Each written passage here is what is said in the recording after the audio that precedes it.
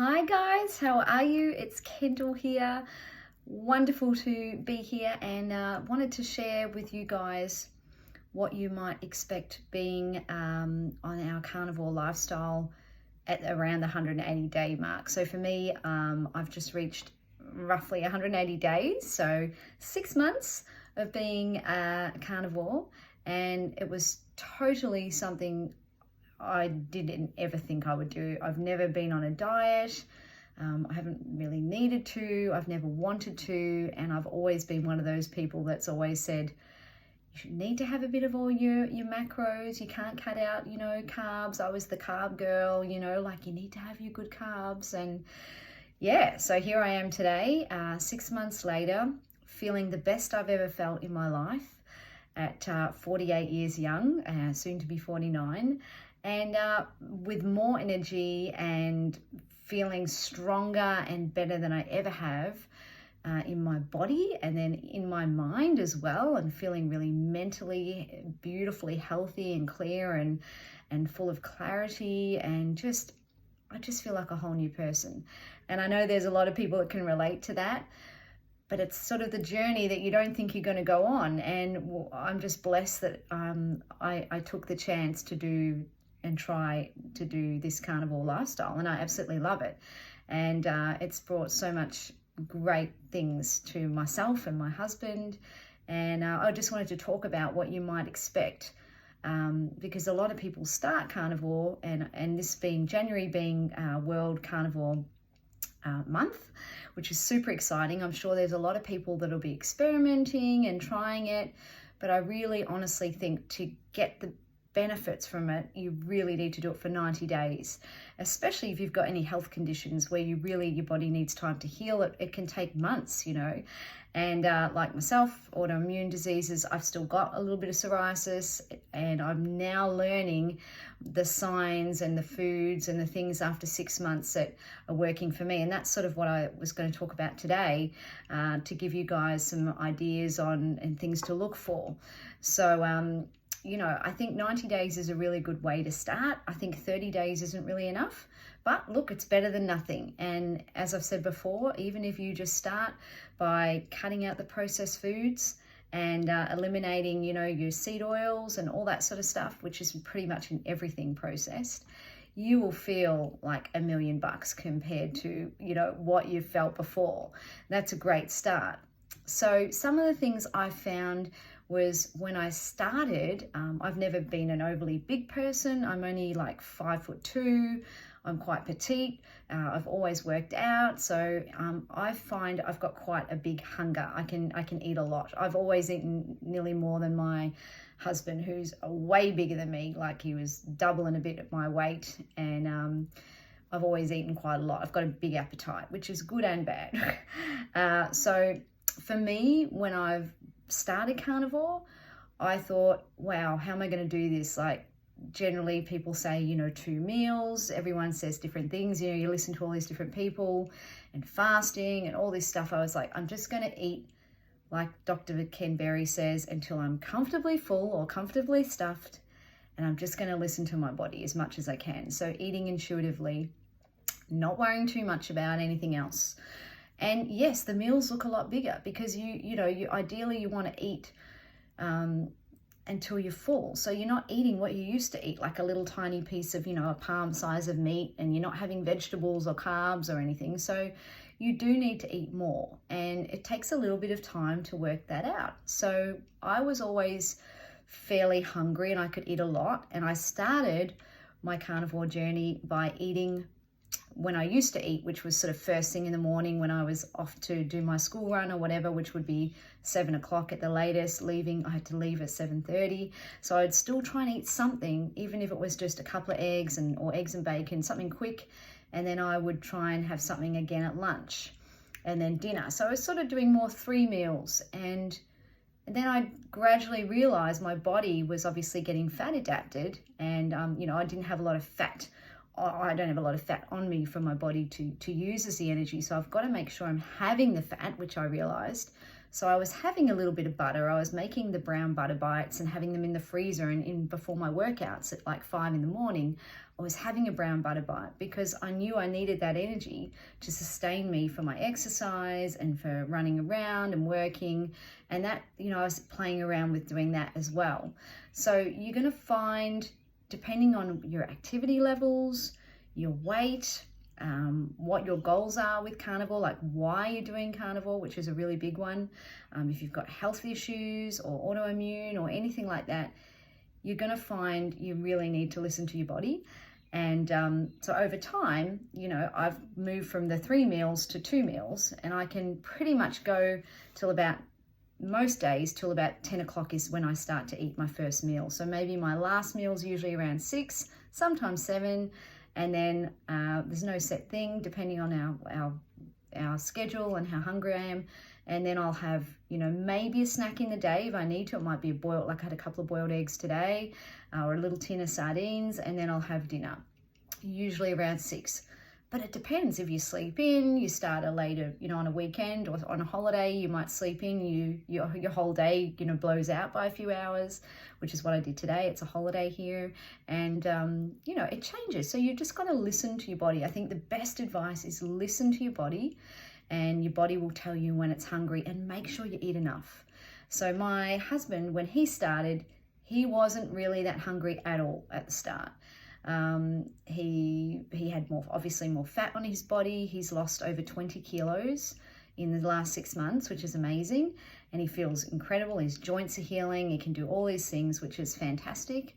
But he wasn't as hungry as me. And I was actually eating more than him. And I still eat more than him. But I don't care. It's like, it doesn't matter. It's what suits my body.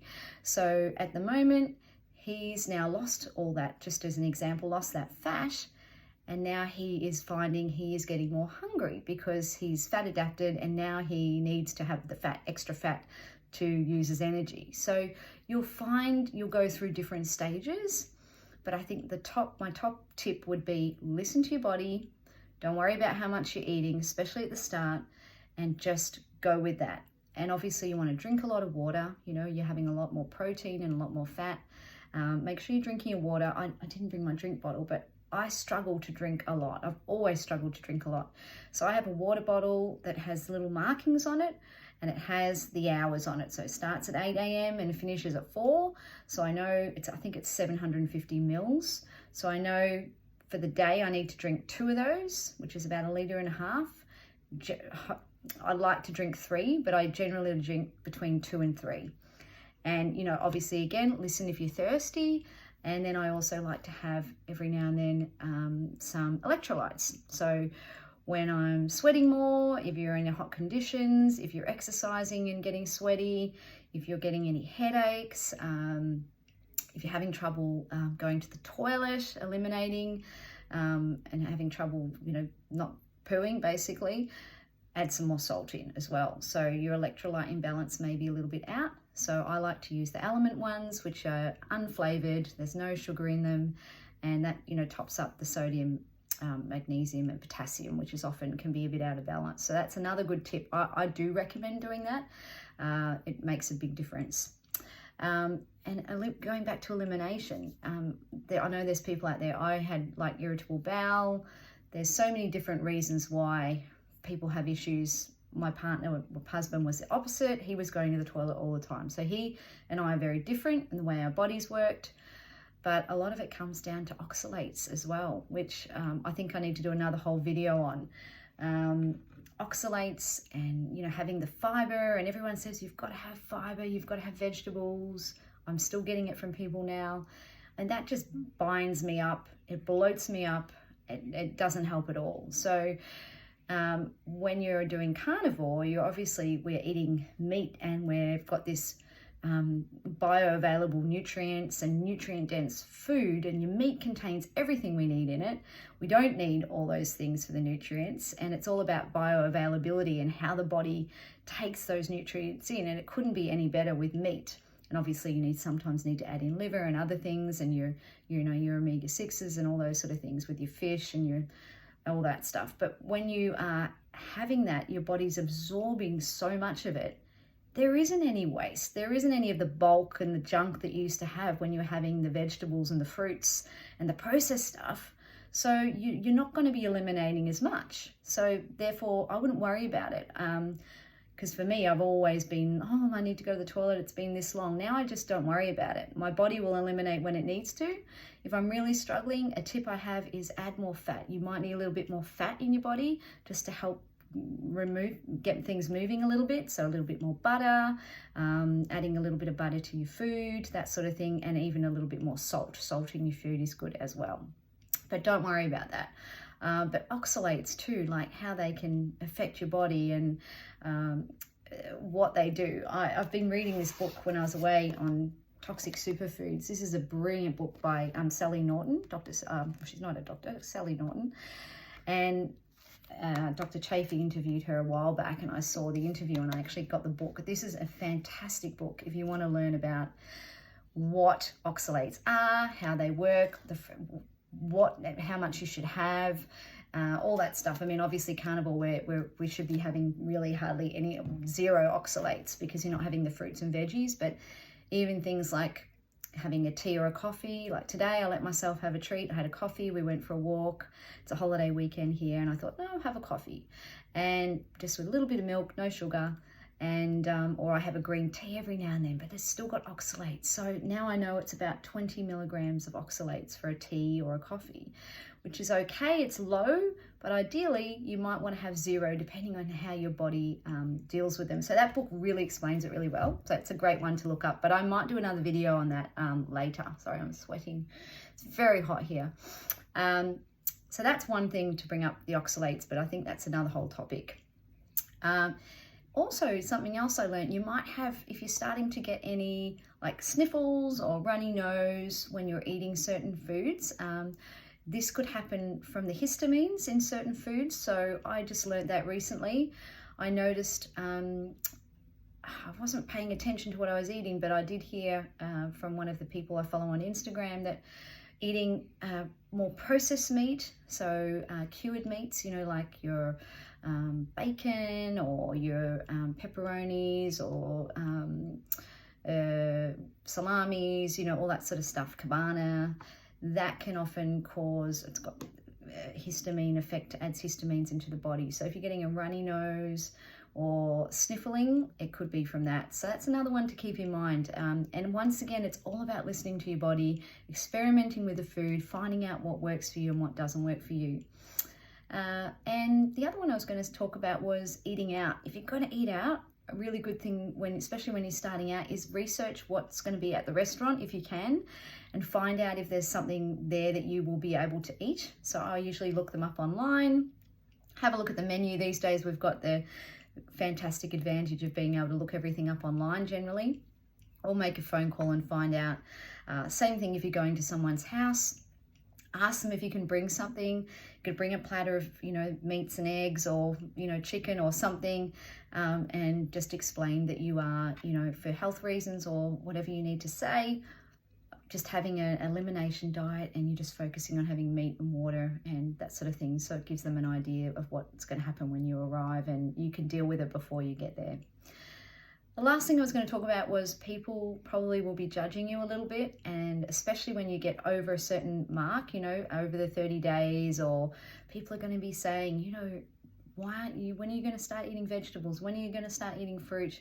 And it's really, they just think that they think we're so unhealthy because we're just eating the meat and the fatty meat, and we're not eating vegetables, and we're not eating fruit, and we're not having fiber, and we're having too much cholesterol, and all this goes on and on. I think a really good way to deal with it is you can, depending on what you want to say, I generally just say, look, I'm doing an elimination diet for health reasons, because of my inflammation and my psoriatic arthritis, and I have, psoriasis. So for me at the moment, I'm just focusing on meats and water and eggs and fats, and I'm not having anything else at the moment, and it's really working really well. So that's how I'm dealing with things at the moment, and it's working really well. I've cut out all the processed stuff. And generally people are pretty good, but who cares? Who cares? They're not going to be feeling like we're feeling. And to be honest, I don't care what anyone else thinks. This is my body and my life, and it's our way of how we want to feel. And if we're feeling good, I don't think it matters. We can politely say health reasons, whatever you like. And yeah, I just leave it at that. So you can get around it, but don't let it bother you or put you off. And you know in your heart what's working for you and how good you feel. And some people aren't going to get it, and it is going to make them feel uncomfortable because they're not trying to do anything about how they feel. And sometimes that really makes people get a bit funny. So anyway, we know what we're doing. Have a wonderful weekend or night or day, wherever you are. Love to hear how you're doing. Thanks for following along and listening to my journey, and love exchanging tips and things about carnivore. So excited to be part of the community and sharing this with people and hopefully helping some more people along the way. Talk to you soon. Mwah. Bye.